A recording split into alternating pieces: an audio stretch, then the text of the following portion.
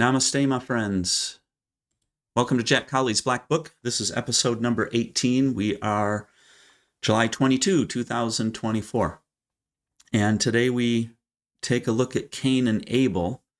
And I'm just going to raise some questions. I've got like 5 or 6 different things that I want to share. These are observations. These are questions.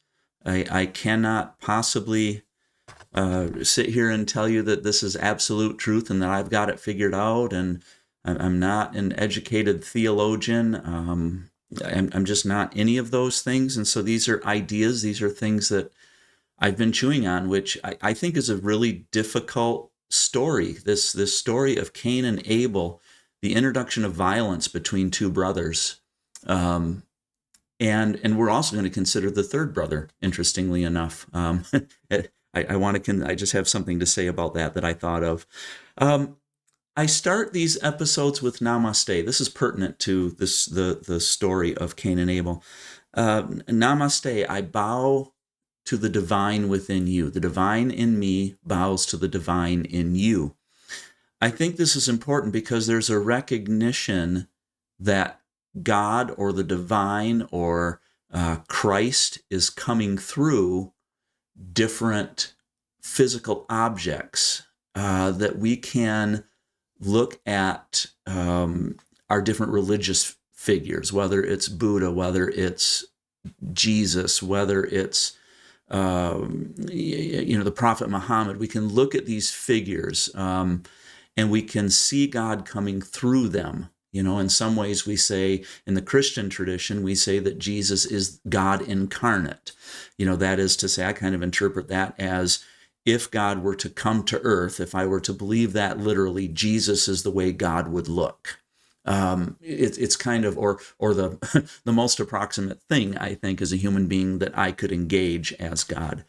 So the idea that the divine in me bows to the divine in you is very pertinent to this story of Cain and Abel, because at some point it was forgotten that Abel had some sort of divinity in him, that Abel was a conduit of God in some way, and Cain forgot that. One of the things I've chewed on for years now that I think maybe I've got a little bit, I'm getting a little closer to the answer, is the idea of the blasphemy against the Holy Spirit being the only unforgivable sin. Because let's be really frank about this. I was raised in a tradition where if you didn't believe the right thing, you were going to burn in hell and be tortured for eternity. I no longer believe that. I think some more productive and alternative beliefs to that particular storyline. But you can guess that this idea of the unforgivable sin, the blaspheming against the Holy Spirit, would be pretty significant, because you did not want to die with sin in your life and then go to hell for eternity. So it was significant that we understood, well, what is this unforgivable sin? And the Bible, especially the Christian Bible that I'm just more familiar with, I'm sure that the Bhagavad Gita, the Quran, I'm sure that these other religious texts are also going to be as challenging to understand. Everybody can look at different religious texts and say, they may have their shortcomings, they may raise more questions than answers, I don't know.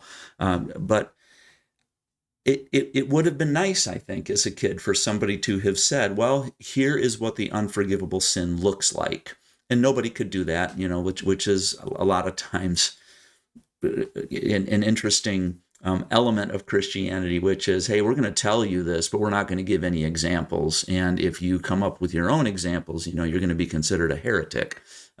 So this idea of blasphemy against the Holy Spirit, if I think about the Holy Spirit as being the life force that is coming through you or coming through your brother, or for that matter, using the Gnostic Gospel of Thomas or the teaching of Jesus that, you can silence things, but even the rocks are going to continue to cry out.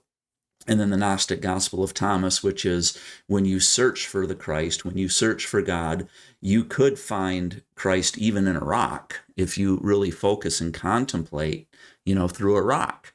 So when we disregard that, when we disregard what is coming through the physical being, when we engage it with contempt, when we really don't appreciate it, to the point that we're even willing to murder it, that to me is potentially this blasphemy against the Holy Spirit. That when we take another human life, when we can't look at another human life and see the divine in another human life, that may be this idea of blasphemy against the Holy Spirit. Just holding another individual and thereby holding God in contempt, that you would murder somebody.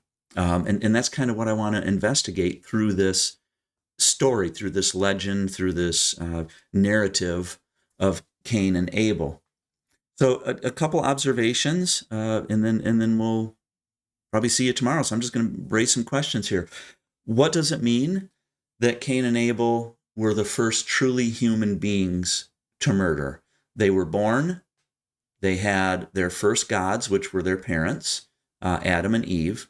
So what does it mean that Cain and Abel were truly the first human beings in terms of having the experience of being toddlers, children, learning from their first gods, exploring their environment, going through puberty as teenagers, having had all of these experiences? What does this murder mean for humanity, that it was committed by what I'm going to term the first true human beings with belly buttons? So Cain and Abel, we know, had belly buttons. So what does that mean? What does it mean when Cain gave himself into such a rage that he was willing to not only snuff out his brother's life physically using a rock, but in consequence, he was willing to snuff out that of God within his brother? What does that mean? It seems to bring a certain depth to this act of murder. I do know this. I do know that any type of violence, whether it's in a relationship, and I will discuss this, I think tomorrow, we're going to talk about domestic violence and the reason why I tell my clients who are involved in domestic violence to know this is not worth working through. You need to leave. It needs to be done.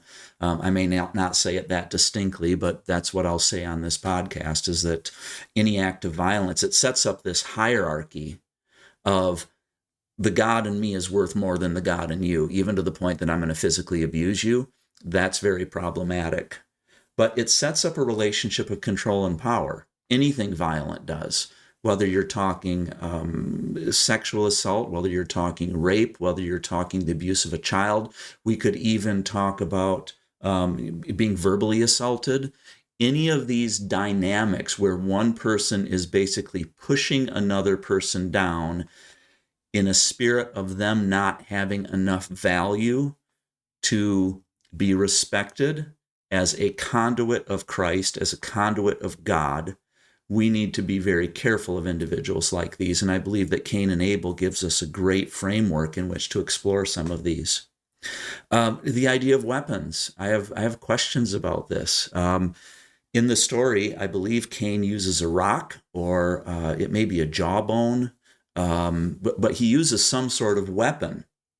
And I keep going back to our culture in our country where there are more weapons than there are people. That's very unsettling to me. It's very unsettling. How does that get in the way of us seeing that of Christ, that of God, seeing the divine in other people when something happens, and often our first response is just kill it. Just put an effing bullet in it and be done. That can sometimes be our mentality, that no matter what happens, well, we can solve the problem with guns. What does it mean? For example, I had this written down. I was thinking to myself, what would it be to pull a trigger? What would it be to pull a trigger and put a bullet in motion toward another human being? What does that mean?